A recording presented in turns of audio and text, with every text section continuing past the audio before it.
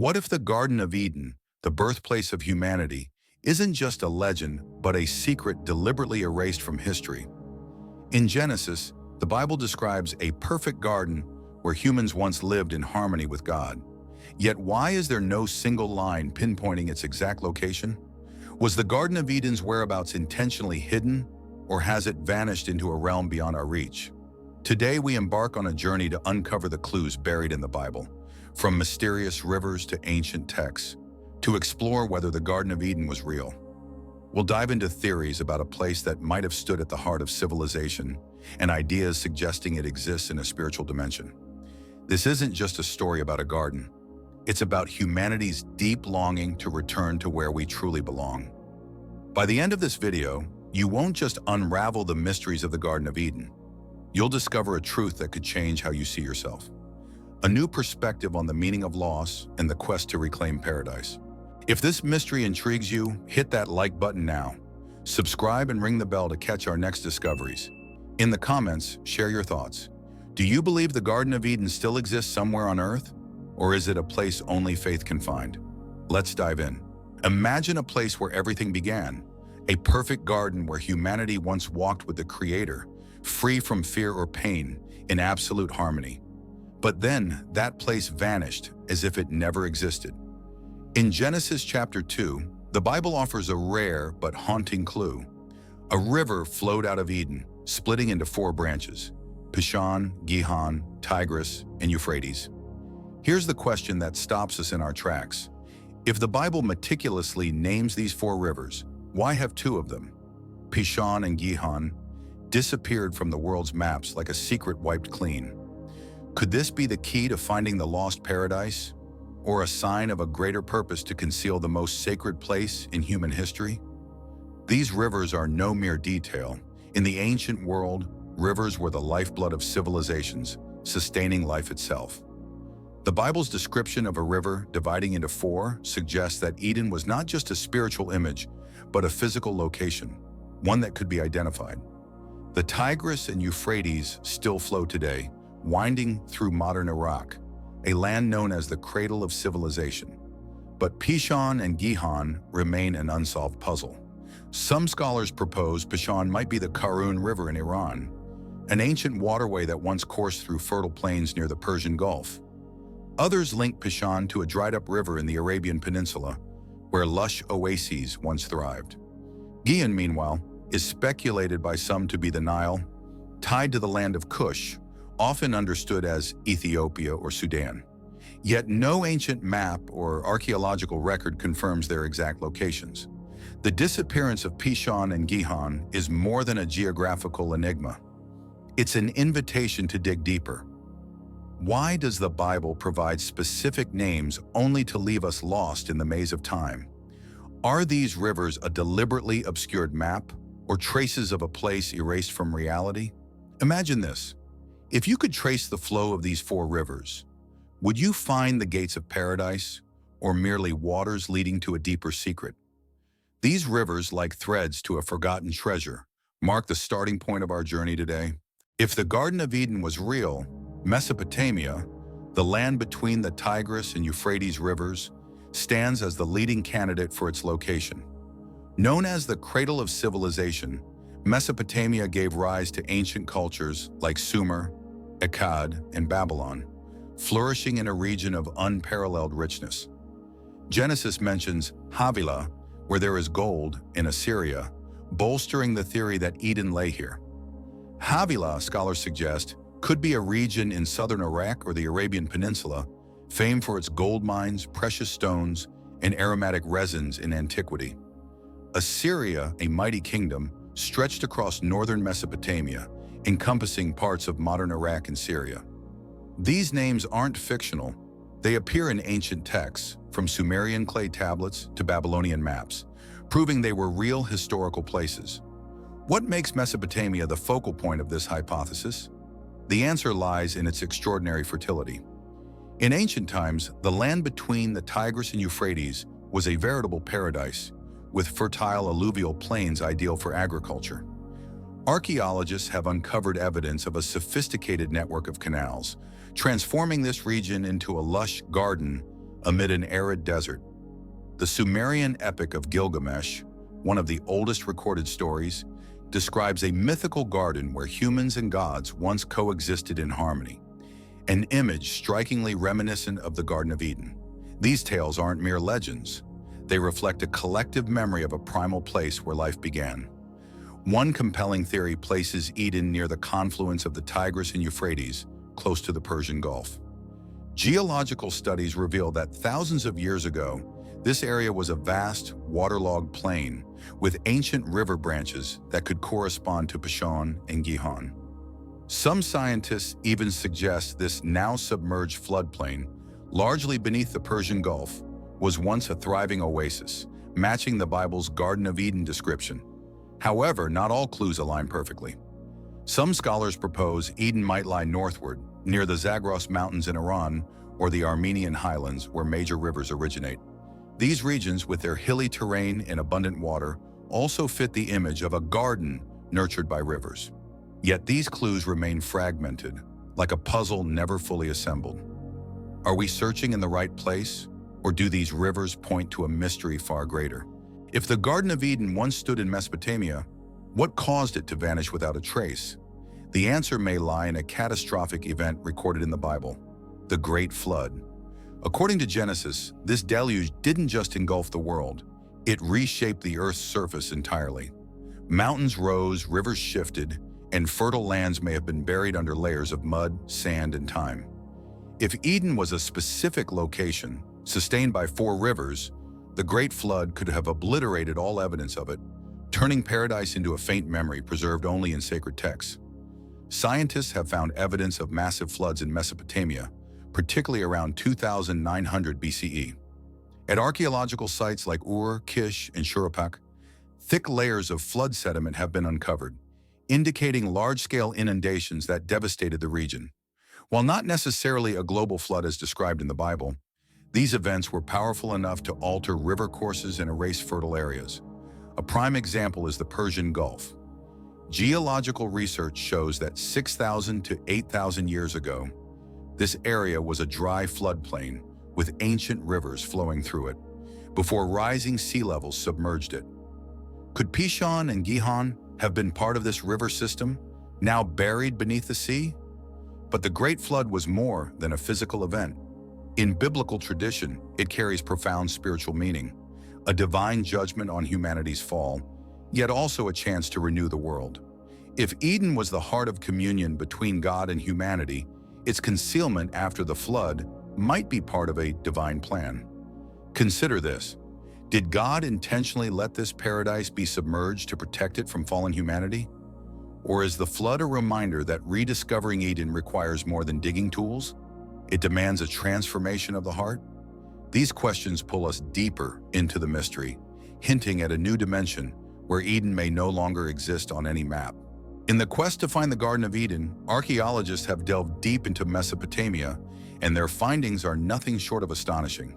One standout site is Eridu, considered humanity's oldest city, located in southern Iraq.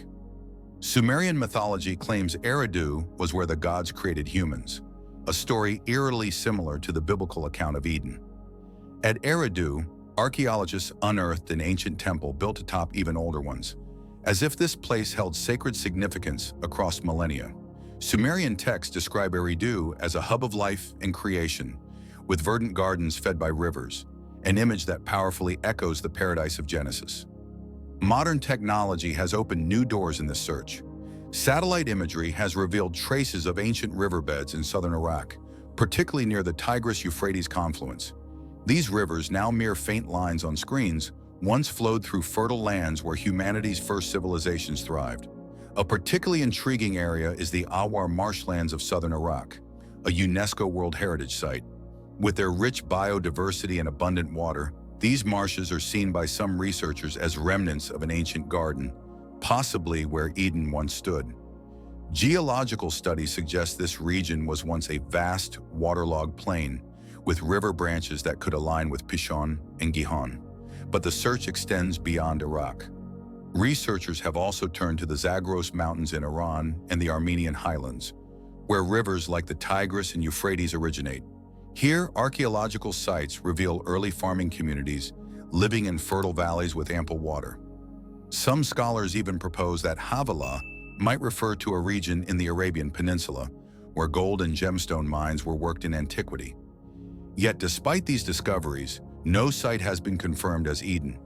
Excavations in Mesopotamia are hampered by war, conflict, and cultural destruction, leaving many relics potentially lost forever. Buried ruins, forgotten temples, and dried-up rivers all whisper of the past, but they're not enough to paint a complete picture of the lost paradise. Pause for a moment and ask yourself, if the Garden of Eden once lay at the heart of the cradle of civilization, beneath Mesopotamia's soil, why hasn't a single clear trace been found? Did God allow time and history to erase this holiest of places to shield it from humanity? Or are the clues in the Bible, 4 rivers, lands of gold, and ancient names, a deliberately blurred map awaiting someone with the faith and wisdom to decode it? These questions don't just guide us through Mesopotamia's fields and rivers. They lead to a greater mystery. Is the Garden of Eden still out there, hidden from mortal eyes, or has it been removed from our reality forever? What if the Garden of Eden wasn't destroyed by floods or time, but deliberately removed from this world by God Himself? Picture a place that's more than a lush garden, a bridge between humanity and the divine, between the physical and spiritual realms. But when humanity fell, the gates to that sacred place were sealed forever. This isn't just a theory, it's a haunting truth echoed in ancient texts, forgotten by time yet resonant with mystery. The Garden of Eden may still exist, but not where maps or satellites can find it. Are you ready to explore a dimension that only faith can unlock? In apocryphal texts like the Book of Jubilees and the Book of Enoch, Eden is depicted not merely as a physical location, but as a sacred space where God's presence was immediate to humanity. The Book of Enoch, an ancient text preserved by early Jewish and Christian communities, describes Eden as a holy mountain, radiant with light, surrounded by rivers and celestial beings. This idea challenges our imagination. Could Eden be a place beyond physical reality, inaccessible to fallen humanity? If so, searching for it with scientific tools might be a futile endeavor. Yet this futility raises a deeper question. Why would God conceal the holiest of places? Is He protecting it or challenging us to seek it with our hearts rather than our eyes? The hypothesis that Eden exists in a spiritual realm isn't just a religious notion. It's an invitation to look beyond the measurable. These ancient texts, though not part of the official biblical canon, were revered by early faith communities. They suggest that Eden wasn't merely a garden, but a state of existence, where humanity lived in perfect harmony with the Creator. When Adam and Eve disobeyed, the gateway to that state was closed, leaving behind a mystery we're still trying to unravel. Envision the Garden of Eden not as a dot on a map, but as a towering, radiant, holy mountain, encircled by light and celestial beings. In the Book of Enoch, this place is portrayed as a realm only the righteous can behold at the end of time. After Adam and Eve's fall, Genesis recounts how God placed cherubim with flaming swords to guard the entrance to Eden. But what if this barrier wasn't just physical, but a spiritual seal, separating fallen humanity from God's direct presence? This question leads us to a daring hypothesis. Eden still exists, but in a dimension unreachable by technology or reason. The concept of a spiritual Eden resonates across ancient religious traditions. In Jewish mysticism, particularly Kabbalah, Eden is seen as a symbol of Gan Eden, a heavenly realm where the souls of the righteous find rest. Mystics believe there were 2 Edens, an earthly one, reflecting the beauty of the celestial realm, and a spiritual one, where God resides. After the fall, the earthly Eden was destroyed or hidden, but the heavenly Eden endures, guarded by angels and accessible only through spiritual transformation. In the New Testament, the Apostle Paul speaks of being caught up to the third heaven and seeing paradise, 2 Corinthians 12:2-4. Was he referring to Eden? This vision suggests that this sacred place no longer exists in the physical world we know, but in a higher realm, experienced only through divine revelation. Similarly, the book of Revelation describes a holy city with a tree of life and a river flowing from God's throne. an image strikingly reminiscent of Eden in Genesis. These descriptions bolster the theory that Eden was lifted or transposed to another reality, beyond human reach until the appointed time. But why would God choose to conceal this place? Is it to preserve its sanctity, or to remind us that the path back lies not in finding a location, but in restoring the lost relationship with Him? This idea isn't just a theological answer. It's a call to reflect on Eden's deeper meaning, not as a place to locate, but as a state to attain. Consider this. If the Garden of Eden was real, why does the Bible remain silent about its precise location? Is this silence an accident or part of a grander plan designed to keep this sacred place forever out of human grasp? Many scholars suggest that Eden's location was deliberately erased from historical records, not through carelessness, but by ancient scribes, translators, and religious leaders. But why? What would happen if humanity knew exactly where Eden stood? Would we turn it into a tourist attraction, a site of worship, or even try to breach it by force? Historically, there are indications that older texts, now lost, may have existed. Scribes and religious authorities who compiled the Bible might have omitted or obscured details about Eden, deeming them dangerous. A place like Eden, symbolizing perfect communion with God, could become an object of misguided worship or be exploited by those seeking power. In Jewish and Christian traditions, there are stories of sacred places shielded from humanity, like Mount Sinai, accessible only to the chosen. Eden, as the first living temple of God, may have been concealed to prevent desecration. A fascinating clue comes from non-biblical ancient texts. In Babylonian culture, tales speak of a holy city guarded by gods, inaccessible to humans after their transgressions. Similarly, in Greek mythology, the Garden of the Hesperides, a mythical orchard with golden apples, was protected by a dragon to bar human entry. These stories, though varied, seem to share a common theme. Sacred places are often hidden to preserve their holiness. In Eden's case, the cherubim with flaming swords weren't just a physical barrier, but a symbol of divine prohibition, severing fallen humanity from God's immediate presence. Yet this concealment isn't solely about protection. It may be an invitation to seek differently, not with maps or machines, but with faith and repentance. Could the Bible's silence be a challenge, testing whether we're wise enough to realize that Eden isn't just a place, but a lost relationship? The mystery of Eden isn't confined to the Bible. Astonishingly, many ancient cultures, despite no contact with Jewish or Christian traditions, tell stories of a primordial garden where humans once lived in harmony with gods, only to be cast out for disobedience.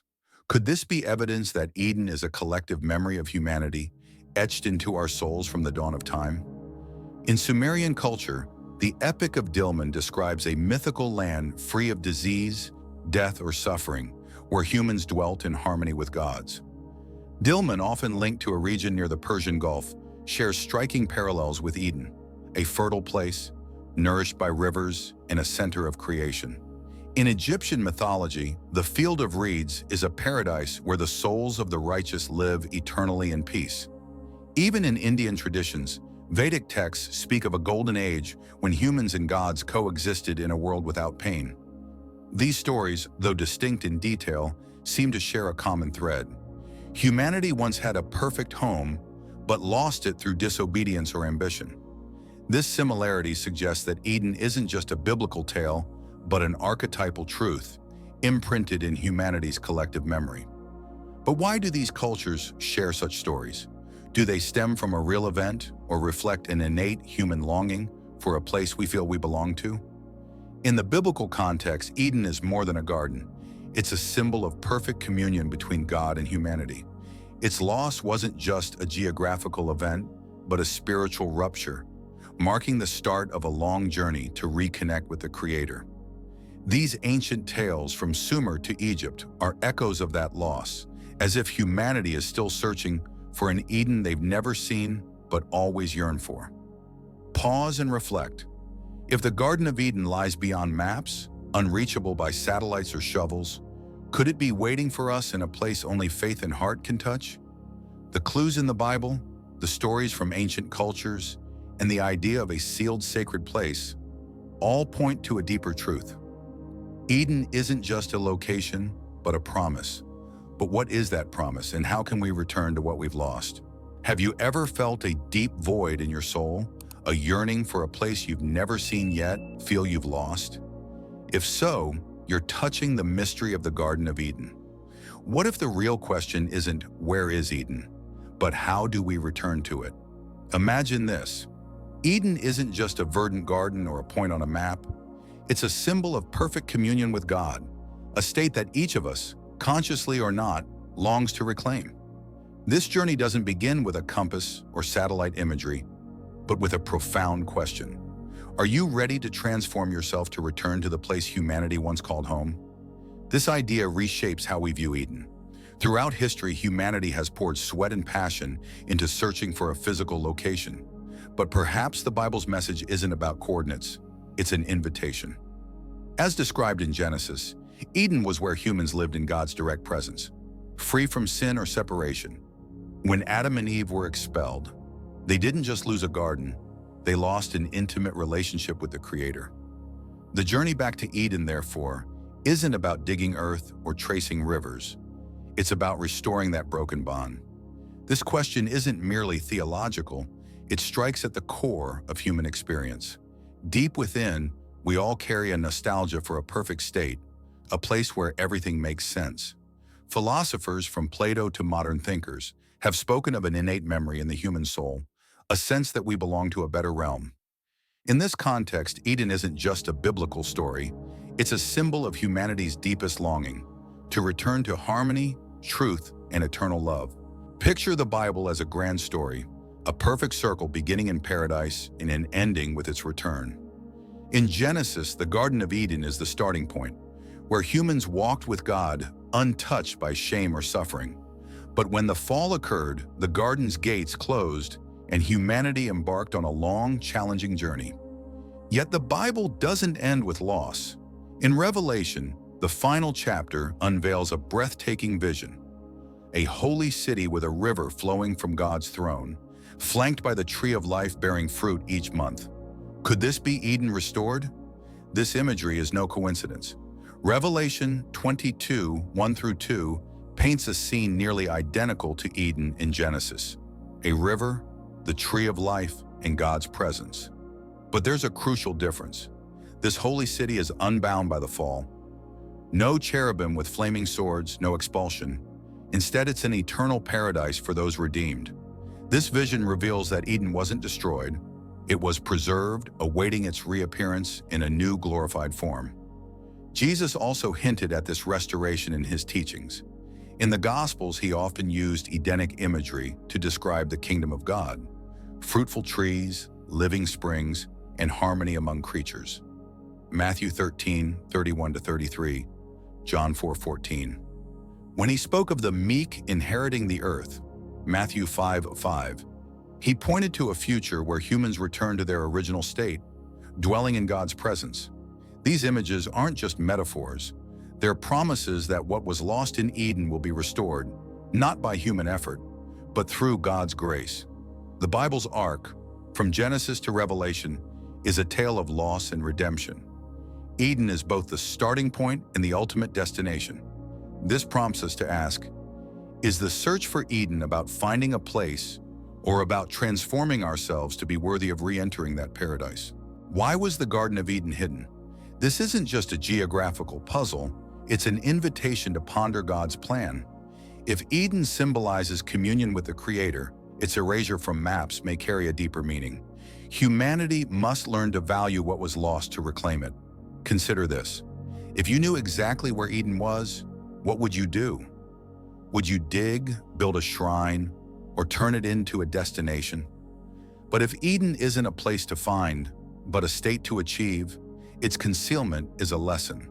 In Christian tradition, Adam and Eve's fall wasn't just a historical event, it marked the start of a redemptive journey. God didn't erase Eden to punish humanity, but to teach us the value of communion with Him. In the Old Testament, Israel's journey from Egypt to the Promised Land mirrors the quest to return to Eden, a wandering people learning obedience and trust in God to reach a place of peace. Likewise, in the New Testament, Jesus describes the path to God's kingdom as narrow, requiring repentance, faith, and transformation. Matthew 7:14. Eden's concealment, then, isn't a barrier but an invitation. It reminds us that the way back lies not in seeking a physical location, but in mending our hearts and souls. Theologians like Augustine have said that true paradise isn't a place on earth, but God's presence in our lives. When we live by the principles of God's kingdom, love, justice, humility, we begin to taste Eden's fragrance even in a fallen world.